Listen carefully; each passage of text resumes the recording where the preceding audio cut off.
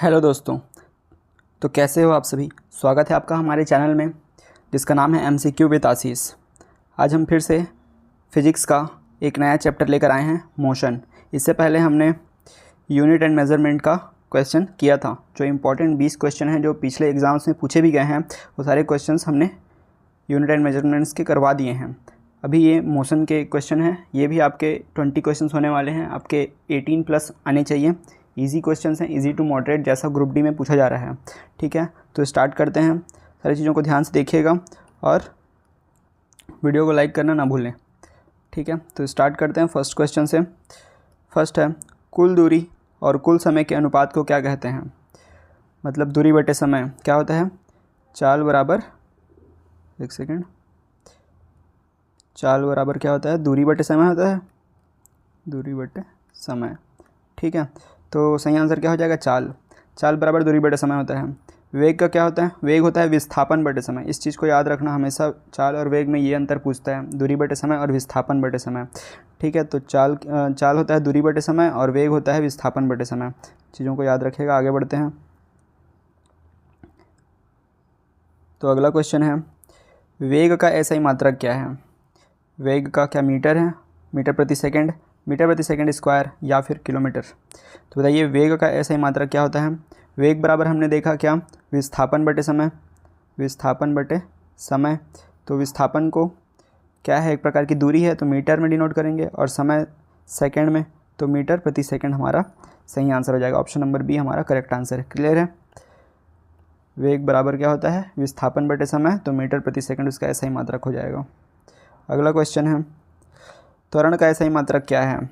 Option है metre प्रति second, metre प्रति सेकंड स्क्वायर, न्यूटन या फिर जूल।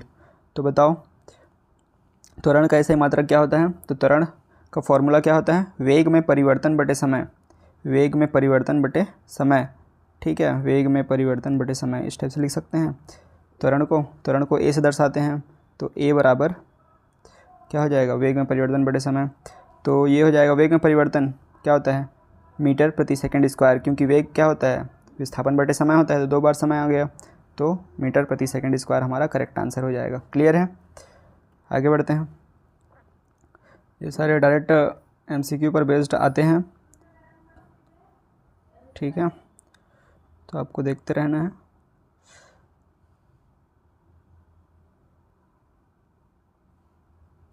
अगला क्वेश्चन देखते हैं, समान समय अंतराल में समान दूरी तय करने वाली गति कैसी है। तो जो समान समय में समान दूरी तय करती है उसको बोलते हैं क्या, समान गति, या फिर एक समान गति, जैसे दिया रहे। ठीक है, समान गति या उसी को एक समान गति भी बोलते हैं, ऐसा क्वेश्चन पूछा जाता है। अगला क्वेश्चन, विस्थापन कैसी राशि है, ये बताना है आपको। अदिश है, सदिश है, मूल राशि है, स्थिर राशि है। तो विस्थापन कैसी राशि है, तो विस्थापन एक सदिश राशि है। सदिश राशि उसे कहते हैं जिसकी दिशा और परिमाण दोनों होते हैं। ठीक है, तो विस्थापन में दिशा भी बताई जाती है। आगे बढ़ते हैं। देखो थोड़ा छोटा सा न्यूमेरिकल है, ऐसे भी क्वेश्चंस आ रहे हैं ग्रुप डी के एग्ज़ाम्स में। वस्तु विराम से चले, विराम से चले मतलब u की वैल्यू 0। ये क्या है, a की वैल्यू 2, मतलब a होता है त्वरण। तो त्वरण हमारा 2 दिया है और टाइम दिया है 5 सेकेंड। और क्या बोला है, अंतिम वेग ज्ञात कीजिए। अंतिम वेग को v से दर्शाते हैं, तो v बराबर क्या होता है, u + at, u + at। ये गति का पहला समीकरण है जिसको आपको पता होना चाहिए। u की वैल्यू 0 है तो 0 प्लस a की वैल्यू क्या है, 2 है, इंटू t की वैल्यू 5 है, तो गुणा कर देंगे तो 10 क्या हो जाएगा, मीटर प्रति सेकंड हो जाएगा। ठीक है, तो 10 कौन सा है, ऑप्शन नंबर सी हमारा करेक्ट आंसर है। आगे बढ़ते हैं। देखते हैं 7th नंबर क्वेश्चन। u दिया है, v दिया है, t दिया है, और हमें त्वरण निकालना है। त्वरण a = क्या होता है, v - u/t। ठीक है, तो v की वैल्यू कितनी है, 20 माइनस u की वैल्यू 10 बटे t की वैल्यू 5। तो ये हो जाएगा, कितना हो जाएगा, 10/5 मतलब 2। ठीक है, तो 2 मीटर प्रति सेकंड स्क्वायर, क्योंकि त्वरण का ये यूनिट होता है मीटर प्रति सेकंड स्क्वायर, तो 2 मीटर प्रति सेकंड स्क्वायर इसका आंसर हो जाएगा। आगे बढ़ते हैं। अगला क्वेश्चन है, समान त्वरण वाली गति का सही समीकरण कौन सा है। समान त्वरण वाली गति का सही समीकरण कौन सा है? ऑप्शन है v is equals to u plus a t, या फिर f is equals to m a, या फिर p is equals to v into y, या फिर w is equals to f into s. तो गति का समीकरण तो इसमें एक ही है, तो यही समान त्वरण भी होगा, समान त्वरण वाली गति का सही समीकरण भी यही होगा। ये फोर्स का फॉर्मूला है, f is equals to m a द्रव्यमान गुणित त्वरण। ये हमारा पावर का फॉर्मूला है, power is equals to volt into current. ठीक है, ये हमारा वर्क का फॉर्मूला है, work is equals to force into displacement. ठीक है, तो सही आंसर हमारा ए हो जाएगा, v is equals to u plus a t. आगे बढ़ते हैं। तो अगला क्वेश्चन है हमारा 20 मीटर प्रति सेकंड की चाल से 10 सेकंड में तय की गई दूरी कितनी है? तो बताओ भाई कि 20 मीटर प्रति सेकंड की चाल से 10 सेकंड में कितनी दूरी तय करेगी? दूरी का फॉर्मूला क्या होता है? दूरी डिस्टेंस इज़िकल्स टू होता है, distance is equals to speed into time. ठीक है, स्पीड कितना है 20, टाइम है 10, तो 20 दहम 200, तो 200 मीटर की दूरी तय किया जाएगा। क्लियर है? आगे बढ़ते हैं। वेग समय ग्राफ की ढाल क्या दर्शाती है? ठीक है, ऊपर में ये अपना वेग है, ठीक है, वेग है, और ये समय का ग्राफ है, तो ये ढाल क्या दर्शाएगी? तो वेग समय ग्राफ की जो ढाल होती है वो अभी हमने देखा त्वरण दर्शाती है, वेग में परिवर्तन बटे समय त्वरण। ठीक है, तो ऑप्शन नंबर सी हमारा करेक्ट आंसर हो जाएगा। ऐसे क्वेश्चंस पूछते हैं, बहुत ही इंपॉर्टेंट क्वेश्चन है ये, एग्ज़ाम में आने लायक। ठीक है, अगला क्वेश्चन है दूरी समय ग्राफ की ढाल क्या दर्शाती है? ऊपर में दूरी है, विस्थापन। ठीक है, दूरी समय ग्राफ ग्राफ क्या दर्शाती है? तो दूरी समय ग्राफ दर्शाती है चाल को। ठीक है, आगे बढ़ते हैं। स्थिर वेग वाली वस्तु का त्वरण कितना होता है? अगर किसी वस्तु का जो वेग है वो स्थिर है तो उसमें त्वरण क्या ही होगा? शून्य होगा, कोई त्वरण ही नहीं होगा, क्योंकि त्वरण क्या होता है? वेग में परिवर्तन होना चाहिए, समय के साथ वेग में परिवर्तन बटे समय, उसी को त्वरण कहते हैं। अगर वे उसका वेग ही स्थिर है तो उसका त्वरण 0 हो जाएगा। पृथ्वी के पास मुक्त पतन का त्वरण लगभग कितना होता है? पृथ्वी के पास, यहाँ पर गुरुत्वाकर्षण बल के बारे में पूछा जा रहा है, क्योंकि पृथ्वी के पास जो मुक्त पतन होता है, पृथ्वी कितने स्पीड से खींचती है किसी चीज़ को, वही उसका मुक्त पतन कहलाता है। तो पृथ्वी के पास मुक्त पतन का त्वरण लगभग कितना होता है? तो सही आंसर है ऑप्शन नंबर बी, 9.8 मीटर प्रति सेकंड स्क्वायर। ठीक है, त्वरण का ये मात्रक है और ये उसकी मैग्नीट्यूड है। आगे बढ़ते हैं। बहुत ही इंपॉर्टेंट क्वेश्चन आपके लिए लेकर आया हूँ। आपको चैनल को सब्सक्राइब करना है, वीडियो को लाइक करना है और लास्ट तक बने रहना है। कितना मार्क्स आपका आ रहा है ये आपको कमेंट बॉक्स में बताना है। 100 मीटर दूरी 100 सेकंड में तय करने वाले धावक का औसत चाल, अब यहाँ पर औसत चाल पूछा गया है, तो स्पीड इक्वल्स टू औसत चाल के लिए total distance upon total time. Total distance कितना है? टोटल डिस्टेंस है 100 मीटर और टोटल टाइम है 10 सेकेंड, तो ये हो जाएगा 10 मीटर प्रति सेकेंड स्क्वायर। तो ऑप्शन नंबर बी हमारे करेक्ट हो जाएंगे। ठीक है, total distance upon total time, औसत चाल का फॉर्मूला। आगे बढ़ते हैं। अगला क्वेश्चंस, 3 किलोमीटर पूर्व और फिर 3 किलोमीटर पश्चिम जाने पर विस्थापन कितना होगा? देखो, कोई लड़का है जो पहले 3 किलोमीटर पूर्व गया, फिर 3 किलोमीटर पश्चिम गया, तो वो फिर से उसी स्थान पर आ गया, तो उसका विस्थापन कितना हुआ? क्या 6 किलोमीटर हुआ? 3 किलोमीटर जाना, 3 किलोमीटर आना। यहाँ पर विस्थापन पूछा है, दूरी पूछता तो 3 6 किलोमीटर, डिस्टेंस पूछता तो 3 किलोमीटर, लेकिन यहाँ पर विस्थापन पूछा है, विस्थापन तो कुछ भी नहीं हुआ, फिर वहीं पर आ गया 0 विस्थापन।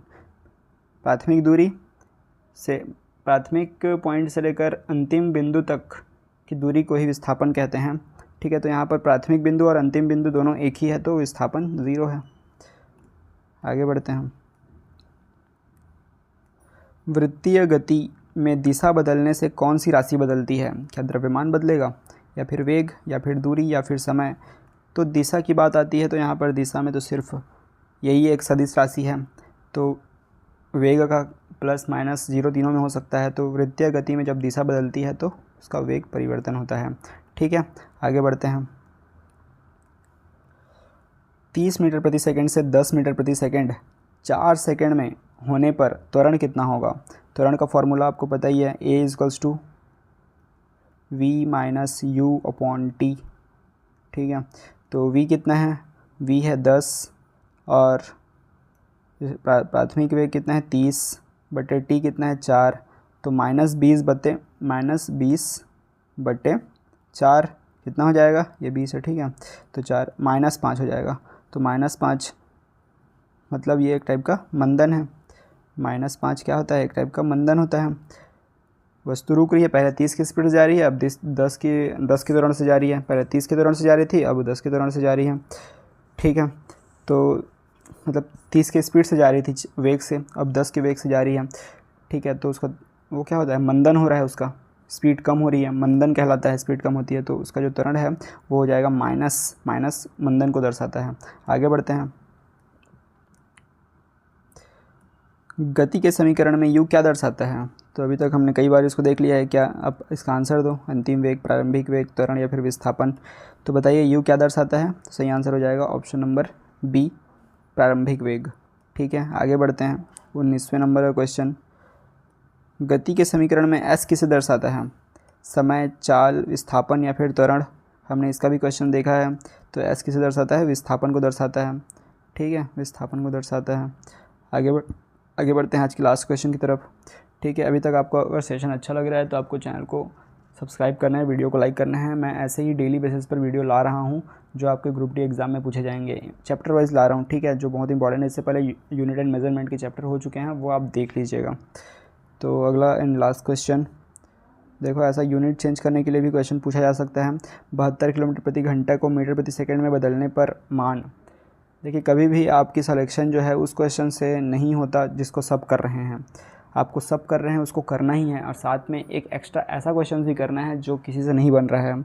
तो उसके लिए पहले पूरा बेसिक स्ट्रॉन्ग होना चाहिए, फिर उसके बाद आपको एडवांस में घुसना है। तो ये सारे वो क्वेश्चन हैं जो आपको छोड़ना ही नहीं है ठीक है। तो ये सारे क्वेश्चंस बनने ही चाहिए, क्योंकि ये भी एग्ज़ाम्स में आते हैं। 3 लेवल के क्वेश्चन आते हैं, ईजी, फिर मॉडरेट, फिर उसके बाद टफ़ ठीक है। तो आपको ईजी तो पूरा बनना चाहिए, फिर मॉडरेट में भी आपका 80% बनना चाहिए, फिर उसका टफ़ में से आपको कुछ ना कुछ 1-2 क्वेश्चन बनाओगे, तब जाके आपका कंप्लीट जो है एक अच्छा मार्क्स बनता है। क्लियर है। तो इसको बताइए, 72 किलोमीटर प्रति घंटे को 72 किलोमीटर प्रति घंटे को अगर मेरे को मीटर प्रति सेकंड में बदलना है तो 5/18 से हमें गुणा करना पड़ता है। तो 18 चौक 72, 5 चौक 20, तो हमारा 20 मीटर प्रति सेकंड आंसर हो जाएगा ठीक है। अगर जब भी हम लोग को किलोमीटर से मीटर में जाना है तो हमें 5/18 से गुणा करना पड़ता है। क्लियर है, इस चीज़ को याद रखिएगा। तो ये थे आज के 20 क्वेश्चंस। मैं ये PDF आपको दे दूँगा, नीचे में आपके सबके आंसर आपको मिल जाएंगे ठीक है। तो कैसा रहा सेशन, वीडियो को लाइक करके बताइए और कमेंट बॉक्स में कमेंट करिए ठीक है। Thanks for watching.